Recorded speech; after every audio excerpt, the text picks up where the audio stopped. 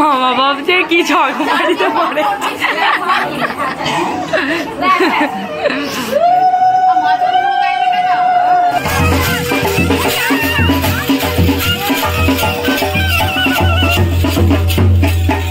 নমস্কার বন্ধুরা, সবাই কেমন আছো? আশা করি সবাই খুব ভালো আছো, আমরাও খুব ভালো আছি। যারা আমার আগের পার্টটা দেখুনি ভাইজির অন্নপ্রাশনে, তারা আমার ফেসবুক পেজে অথবা ইউটিউব চ্যানেলে গিয়ে অবশ্যই দেখে এসো। কিন্তু ভাইজিকে নিয়ে যাওয়া হচ্ছে স্নান করতে যাবার জন্য। মায়েরা কাকিমারা সবাই বেরিয়ে পড়ে।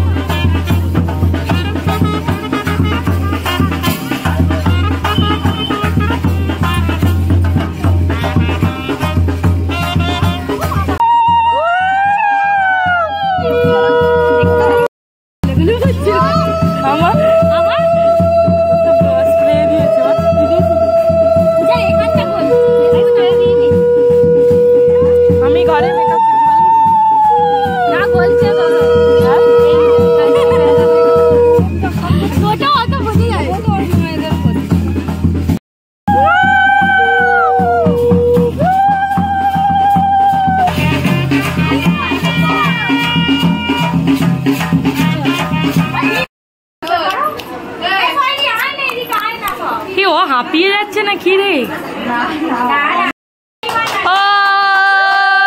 এই অত পড়াশোনা গরম ওইগুলো দিতে হবে না, এই দিতে হবে না গরম ওইগুলো।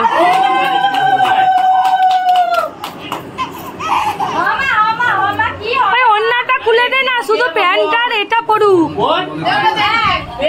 মামা ভাবছে কি ছক মারিতে পারে।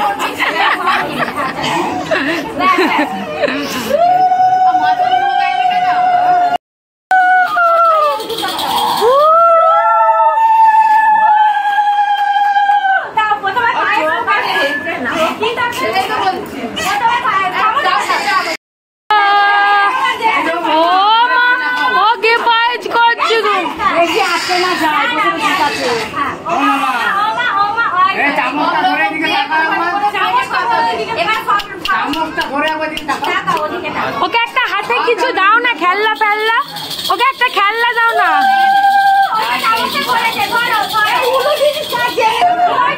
এই তো না রে, ওর মনে হয় খিদে পেয়েছে।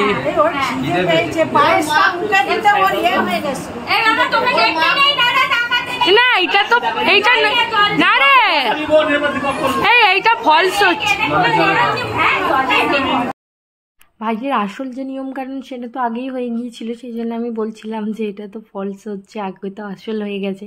আর এই গরমে সত্যি বাচ্চাদের এত কিছু পরিয়ে খুবই কষ্টের একটা ব্যাপার। আমার মেয়ের অন্নপ্রাশনটা একটু শীতকালে হয়েছিল, সেই জন্য শীতকালে হয়েছিল বলে একটু বাঁচোয়া ছিল, সব রকম বেনারসি পরতে পেরেছিল, গরম ছিল না। কিন্তু এই গরমকালে বাচ্চাদের সত্যি অনেক কষ্টের। তারপরে খাওয়া দাওয়া সব রকম মেনু দিয়ে মামাকে সাজিয়ে দেওয়া হয়েছিল। এছাড়াও আর একটা মামা ছিল, সেও একটু একটু খাইয়ে দিয়েছিল। এটা আমার বৌদির মাসির ছেলে খাইয়ে দিচ্ছিল। ও মা গো, ও ও ও ও সোনা সোনা সোনা, ও মামা তুমি কি করছো?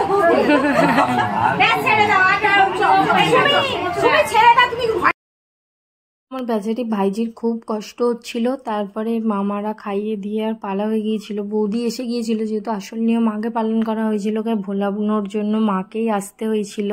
তারপর সব নিয়মকানুন পালন করা হচ্ছিল, যা যে করতে হয়। আর নেক্সট ভিডিও আবার আসছে, পার্ট 3 হবে, কারণ ভিডিওগুলো অনেক বড় হয়ে যাচ্ছিল যেহেতু, সেই জন্য আলাদা আলাদা করে পার্ট করে তোমাদের সাথে শেয়ার করছি। আর ভিডিও ভালো লাগলে অবশ্যই লাইক কমেন্ট আর শেয়ার করে দিও প্লিজ। চলো বাই বাই, সবাই ভালো থেকো, সুস্থ থেকো। আজ